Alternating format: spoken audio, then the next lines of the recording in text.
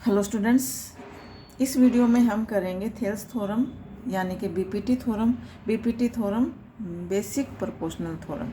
इससे पहले वाले वीडियो भी हम इसी की डाले थे आपको अलग से तरीके से, और ये यहाँ पे इस वीडियो में है जो हम करेंगे थेल्स थ्योरम, वो आपकी बुक में जो तरीका दिया गया है उस तरीके से हम करेंगे।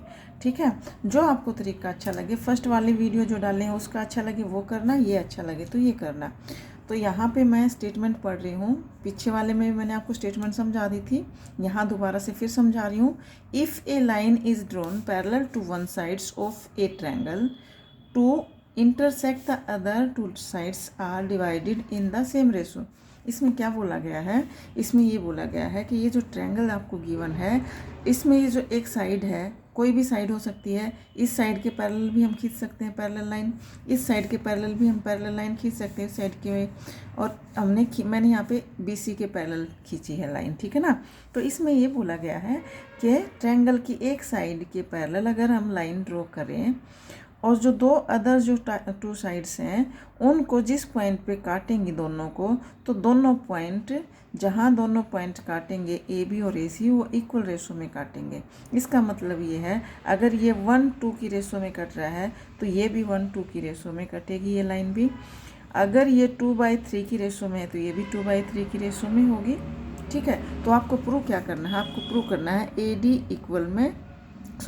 अपॉन में DB इक्वल में AE अपॉन में AC। ठीक है, ये मैं पहले वाली वीडियो जो मैंने कराई उसमें भी समझा चुकी हूँ, इसमें भी दोबारा से आपको समझा देती हूँ। मान लो ये ट्रायंगल है और इस ट्रायंगल में इस साइड के पैरेलल अगर मैं लाइन ये ड्रॉ करती हूँ, ठीक है, और ये ABC लाइन है, तो मान लो ये 1/3 में काट रही है, ये भी 1/3 में काटेगी, यानी कि 1/3। ये DE पॉइंट है, ये तो ये 1/3 की रेशो में इसको काट रही है इस लाइन को, ये D पॉइंट, तो ये E पॉइंट इस AC लाइन को भी 1/3 की रेशो में काटेगा। अगर ये 2/3 की रेशो में कट रहा है तो ये भी 2/3 की रेशो में कटेगी। अगर ये 1/2 की रेशो में कट रहा है तो ये भी 1/2 की रेशो में कटेगी। अगर ये 2 हाफ में कट रहा है, मान लो ये भी 2 है ये भी 2 है, तो ये भी 2 की रेशो में कटेगी, ये 2/2 यानी कि 2/2। समझ में आ गई। तो इक्वल रेशो का मतलब ये है कि ये जो है AD अपॉन DB इक्वल होगा AE अपॉन में EC। ये आपको क्या करना है, प्रूव करना है इसके अंदर। ठीक है, तो यहाँ पे जो गिवन था हमने यहाँ लिख दिया है, गिवन है ये जो ABC ट्रायंगल आपको गिवन है, इस ट्रायंगल के अंदर DE पैरेलल है BC, और ये जो BC जो DE जो पैरेलल लाइन है ये इंटरसेक्ट कर रही है AB को D पॉइंट पर और AC को E पॉइंट पे। ठीक है, प्रूव आपको क्या करना है, AD और DB इक्वल में AD अपॉन DB इक्वल में AE अपॉन AC मैं आपको समझा चुकी हूँ। तो ये आपको क्या करना है, प्रूव करके दिखाना है। तो कंस्ट्रक्शन किया मैंने, यहाँ पे क्या किया कंस्ट्रक्शन में, मैंने एक तो परपेंडिकुलर ड्रॉ किया है। ठीक है, AB लाइन पे ये जो लाइन है इस पे मैंने EN परपेंडिकुलर ड्रॉ किया है, और AC लाइन पे मैंने ये DM परपेंडिकुलर ड्रॉ किया है, और मैंने BE और CD को ज्वाइन कर दिया है। तो यहाँ मैं लिख दूँ हमने क्या किया है कंस्ट्रक्शन में, ये हम यहाँ लिखेंगे ड्रॉ DM परपेंडिकुलर किया मैंने किस पे, ये DM परपेंडिकुलर डाला किस पे, AC पे, DM perpendicular AC, and EN perpendicular किस पे डालना है मैंने, ये AB पे। ठीक है ना, परपेंडिकुलर ये AB। ठीक है, ये हो गया। एंड और मैंने क्या किया है, ज्वाइन ये किया मैंने, मीट लिख दो या ज्वाइन लिख दो, ज्वाइन BE एंड BE और CD को मैंने क्या किया, ज्वाइन कर दिया, ये कंस्ट्रक्शन किया मैंने। अब मैं क्या करूँगी यहाँ पे देखिएगा, अब आपको प्रूफ करना है। प्रूफ में सबसे पहले आप देखिएगा, प्रूफ में हम करेंगे, देखिएगा आप यहाँ पे ये वाली ट्रायंगल अगर मैं ले लूँ ADE का एरिया आप दो तरीके से निकाल सकते हो। एक बार तो बेस AD लेके, अगर हम बेस AD लेंगे तो उसके ऊपर परपेंडिकुलर कौन सा लेंगे, EN लेंगे। अगर हम बेस AE लेंगे तो इसके ऊपर परपेंडिकुलर, इस लाइन के ऊपर परपेंडिकुलर क्या है, DM है। अगर ये राइट एंगल ट्रायंगल इसके ऊपर हम परपेंडिकुलर डाला है ना, तो ट्रायंगल का एरिया क्या हो जाएगा, 1/2 बेस इंटू में हाइट। अगर हमें हाइट पता होती है तो हम बेस इंटू हाइट कर देते हैं। तो यहाँ पे अगर मैं बेस ये लूँगी तो परपेंडिकुलर ये लूँगी, अगर इस ट्रायंगल का एरिया में बेस मैं ये लूँगी तो परपेंडिकुलर ये लूँगी। तो ये ट्रायंगल का एरिया हम 2 तरीके से निकाल सकते हैं। तो देखिएगा एरिया ऑफ ट्रायंगल, सबसे पहले मैं क्या निकालूंगी, area of triangle ADE। ADE का एरिया कैसे निकलेगा, 1/2 बेस क्या लूँगी मैं, AD लूँगी, बेस AD इंटू में तो EN, ठीक है ना। जब AD बेस लूँगी तो परपेंडिकुलर क्या लूँगी, EN लूँगी, ठीक है। अगर अब मैं कौन सी ट्रायंगल लूँगी, अब नाउ अगर मैं इस ट्रायंगल का एरिया निकालूँ, किस ट्रायंगल का, इस ट्रायंगल का DBE का, ठीक है ना। इस ट्रायंगल का BDE का अगर मैं एरिया निकालूँ तो इस ट्रायंगल का एरिया भी कौन सी लूँगी मैं, ये वाली ट्रायंगल, इस वाली ट्रायंगल का अगर मैं एरिया निकालूँगी तो इसमें भी क्या हो जाएगा, परपेंडिकुलर क्या लूँगी मैं, यही लूँगी, ठीक है ना।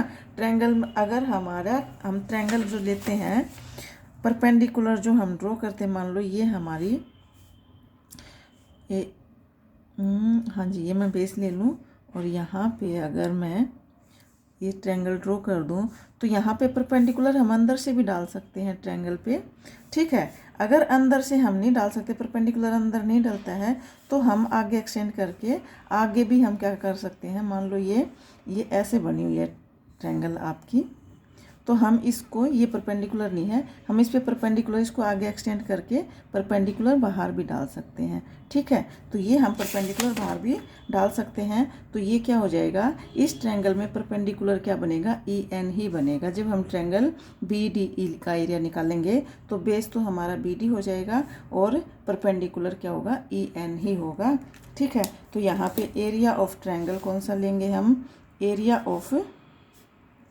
ट्रायंगल कौन सी, area of triangle BDE। BDE का एरिया अगर हम निकालें तो बेस तो होगा 1/2 BD, बेस क्या लेंगे हम, BD, और परपेंडिकुलर EN ही लेंगे हम, ठीक है। अब हम इन दोनों को डिवाइड कर देते हैं, ठीक है। इन दोनों को अगर हम डिवाइड, इसको मैं 1 ले लूँ, इसको मैं 2 ले लूँ, इन दोनों को अगर हम डिवाइड कर दें, डिवाइडिंग 1 and 2, इन दोनों को अगर मैं डिवाइड करूँगी तो ये क्या हो जाएगा, एरिया ऑफ ट्रायंगल ADE, इधर वाले साइड को इधर वाली साइड से डिवाइड करेंगे, एरिया ऑफ ट्रायंगल BDE, और इधर वाली साइड को इधर वाली साइड से डिवाइड कर देंगे, ये 1/2 इंटू में AD इंटू में EN, और ये हो जाएगा 1/2 BD इंटू में EN। अब 1/2 से 1/2 कटा, EN से EN कटा, तो इन दोनों का देखो रेशो किसकी इक्वल आया, इन दोनों एरिया का रेशो क्या आ गया, इन दोनों एरिया का रेशो क्या आ गया, AD/BD आ गया। इसको हम थर्ड मान लेते हैं, ठीक है। अब देखिएगा मैंने क्या बोला, इस ट्रायंगल का एरिया हम 2 बार निकाल सकते हैं। अब दोबारा से again area of triangle ADE, अब दोबारा से निकालूंगी मैं इसका एरिया। अब मैं बेस ये वाला ले लूँगी, AE बेस लूँगी तो परपेंडिकुलर क्या हो जाएगा, DM हो जाएगा। तो यहाँ पे 1/2 बेस क्या लिया मैंने यहाँ पे, AE, और परपेंडिकुलर हो जाएगा DM, ठीक है ना। ये AE इंटू में DM, इसको आप 4 मान लो। अब कौन सी ट्रायंगल का एरिया मैं निकालूंगी, अब मैं इस वाली का, अब मैं लूँगी ये वाली ट्रायंगल, कौन सी वाली, ये वाली ट्रायंगल अब मैं लूँगी, ये वाली CDE, ठीक है। ये वाली ट्रायंगल अब मैं लूँगी, मैं ये वाली। तो इसका एरिया अगर मैं निकालूँगी, एरिया ऑफ ट्रायंगल CDE, ठीक है ना। एरिया ऑफ ट्रायंगल कौन सी लूँगी मैं, DEC लिख लो या DEC। तो ये हो जाएगा 1/2, इसमें बेस क्या हो जाएगा, EC हो जाएगा, बेस इसमें क्या हो जाएगा, इस ट्रायंगल का अगर मैं एरिया निकालूंगी तो EC 1/2 EC, बेस क्या होगा EC, और परपेंडिकुलर DM होगा। तो ये हो जाएगा 1/2 इंटू में EC इंटू में DM, ये क्या हो गया, ये 5 हो गया, ठीक है ना।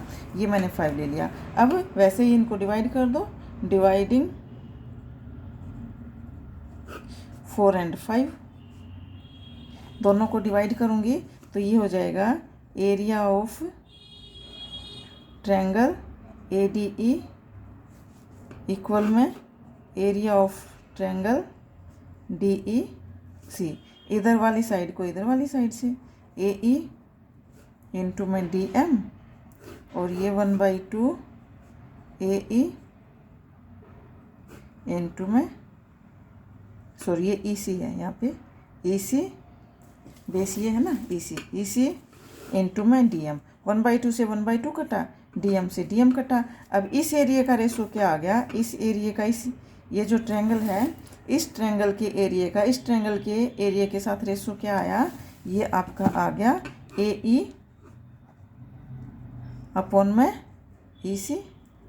इसको आप क्या लोगे, 6 ले लो।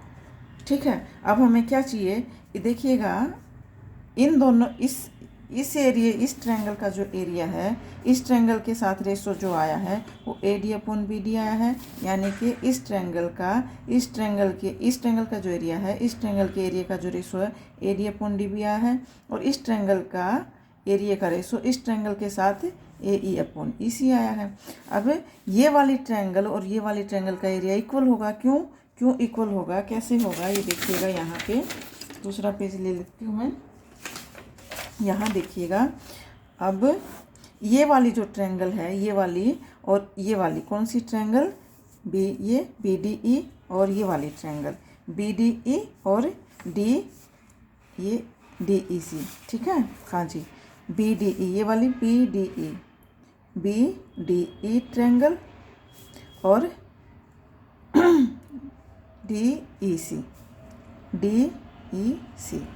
BDE and DEC। ठीक है, ये वाली ट्रायंगल, ये वाली ट्रायंगल और ये वाली ट्रायंगल जो मैंने ली है, इन दोनों का एरिया इक्वल होगा। क्यों होगा, क्योंकि जब दो ट्रायंगल, अगर एक बेस एक होता है दोनों ट्रायंगल का, ठीक है ना, सेम बेस पे बनी होती हैं और सेम पैरेलल लाइन के बीच में होती हैं, तो उन दोनों का एरिया इक्वल होता है। अब देखिएगा ये वाली ट्रायंगल जो बनी है वो उसका बेस भी ये है, और ये वाली जो ट्रायंगल बनी है उसका बेस भी ये है, देखो।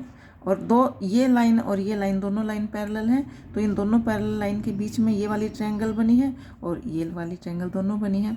तो जब दोनों ट्रायंगल दो पैरेलल लाइन के बीच में, सेम पैरेलल लाइन के बीच में और एक ही लाइन पे बनी हो, तो क्या होंगी, उन दोनों का एरिया क्या हो जाएगा। तो यहाँ आप लिख सकते हो, यहाँ पे ये देखिएगा, इस पे मैं क्या कर दूँ, तो यहाँ पे आप लिख सकते हो एरिया, ये वाला area of triangle BDE equal है एरिया ऑफ ट्रायंगल DEC के। रीजन में क्या लिखेंगे, lie on the same base, कौन सा, ED या DE, and between two same parallel line, ये आप रीजन में लिखेंगे। ठीक है, तो इन दोनों का एरिया इक्वल हो गया। अगर मैं देखिए, या तो BDE की जगह DEC रख दूं, या तो मैं क्या है यहाँ पे BDE की जगह क्या रख दूं, DEC रख दूं, या इस DEC की जगह क्या रख दूं, BDE रख दूं। तो ये और ये इक्वल हो जाएगा कि नहीं हो जाएगा, हो जाएगा कि नहीं हो जाएगा। तो इसलिए मैं यहाँ लिख सकती हूँ, इसको मैं क्या मान लूँ, ये जो है आपका इक्वल एरिया, मैं इसको मान लेती हूँ। यहाँ पे ये मुझे 3 की ज़रूरत पड़ेगी, ये मुझे 6 की ज़रूरत पड़ेगी, यहाँ इसको मैं 7 मान लेती हूँ। तो फ्रॉम 3 और 6 एंड 7 से क्या हो जाएगा, ये आपका हो जाएगा AD। जब इनका एरिया इक्वल होगा तो ये दोनों आपकी रेशो भी तो इक्वल हो जाएगा। ये जो एरिया इक्वल होगा, ये एरिया इस एरिया के इक्वल होगा, तो इधर का साइड जब इक्वल होगा, ये वाला इसके इक्वल हो जाएगा, तो इधर वाला साइड भी तो इक्वल होगा, AE और ये, ठीक है ना। तो आप लिख सकते हो यहाँ पे जब ये इक्वल है तो ये हो जाएगा AD तो यहाँ पे हो जाएगा AD, ये वाली side AD upon DB equal में AE upon AC, AE upon में AC। ठीक है, तो ये साइड इक्वल हो जाएंगी। तो ये आपको क्या करना था, प्रूव करना था। तो ये आपका हो गया हैंस प्रूफ। तो उम्मीद करती हूँ ये थोड़ा आपको समझ आ गई होगी। तो थैंक यू वेरी मच। अगर आपको मेरी वीडियो पसंद आ रही है तो लाइक कर दीजिएगा। Thank you very much.